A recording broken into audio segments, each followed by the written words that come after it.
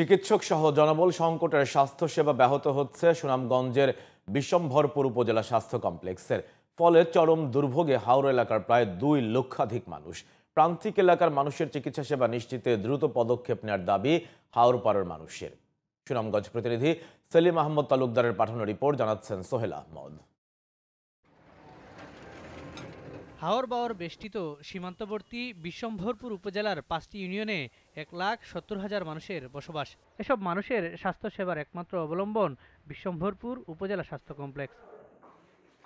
স্বাস্থ্য কমপ্লেক্সটি 2023 সালে 31 শয্যা থেকে 50 শয্যায় উন্নীত হলেও 4 জন কনসালটেন্টের বিপরীতে রয়েছে 1 জন, 26 জন চিকিৎসকের জায়গায় রয়েছে মাত্র 2 জন চিকিৎসক, নেই কোনো পরিসংখ্যানবিদ। ফলে হাসপাতালে চিকিৎসা নিতে আসা রোগীরা পাচ্ছেন না কাঙ্ক্ষিত সেবা। রোগীর সংখ্যা বেশি, যে আমাদের এখানে ডাক্তারদের সংখ্যা তুলনামূলক কম। যেভাবে চিকিৎসা এভাবে আমি পাই না, নার্সকে ডাকে আনতে হয়েছে রাত্রেবেলা।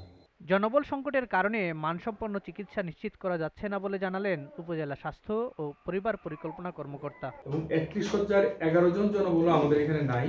আমাদের এখানে অত্র উপজেলায় মাত্র 3 জন চিকিৎসক দিয়ে স্বাস্থ্য কমপ্লেক্সে চিকিৎসা কার্যক্রম চলমান আছে। এই জন্য রোগী সহ আমরাও স্বাস্থ্যসেবা প্রদানে যথাযথ মানসম্মত স্বাস্থ্যসেবা প্রদানে আসলে একটু দুর্ভোগে আছে বলা যায়। উপজেলাবাসীর স্বাস্থ্যসেবা নিশ্চিতে সরকার দ্রুত কার্যকর ব্যবস্থা নেবে, এমনটাই প্রত্যাশা হাওরপাড়ের মানুষের।